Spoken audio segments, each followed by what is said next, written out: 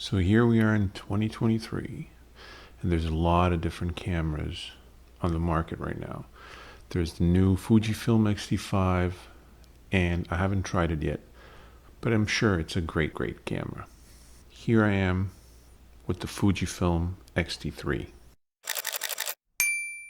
So should you buy a Fujifilm XT3 in 2023?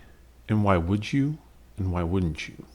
The new Fujifilm XT3 has a 40 megapixel sensor.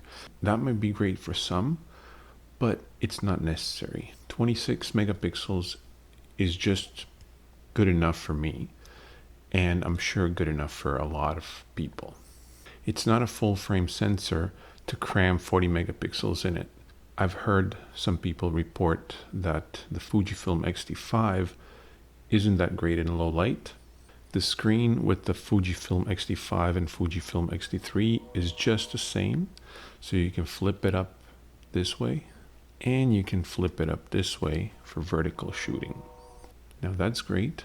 I do like the fully articulating screen as well because it's just a little bit faster when you go from here to here.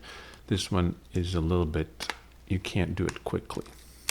There are differences between the Fujifilm XT3 and the XT3, and as I said, I haven't tried the Fujifilm XT3 yet, but a lot of the things are also the same.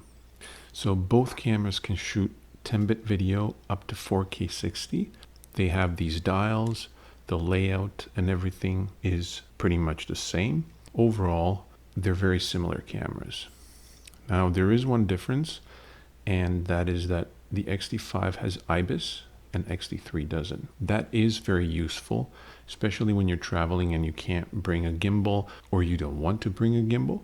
Then you can use Ibis to stabilize your video and to stabilize photos if you're shooting in low light. That's pretty much the only thing that I miss on this camera is the Ibis. There are differences, but they're not that big differences that I would go, oh yeah, I definitely have to upgrade to XT3.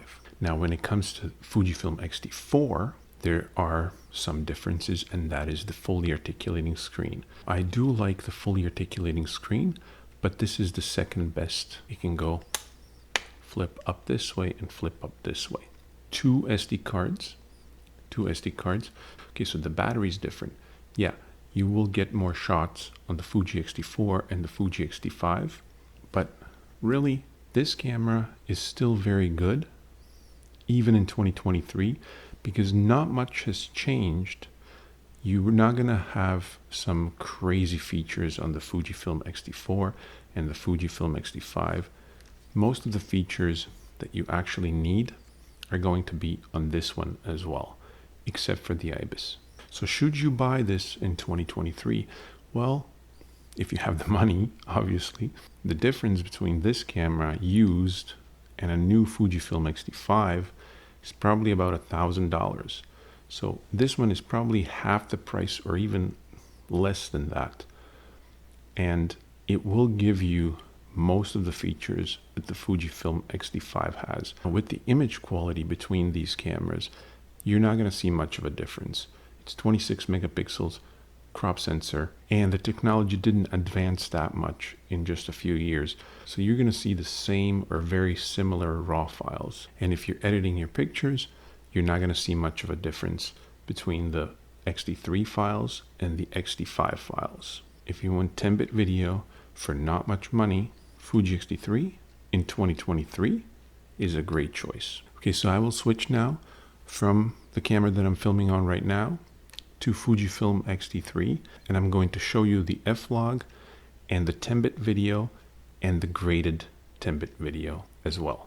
Okay, so I'm on the Fujifilm X-T3 right now. I'm filming in 4K 24 frames per second. It's 10-bit video. This is the flat version that you're seeing right now. And this is the graded version of the Flog. You can see it's a great option even in 2023. Please like and subscribe and leave in the comments whether you would buy a Fujifilm X-T3 in 2023 or not. And I'll see you in the next video.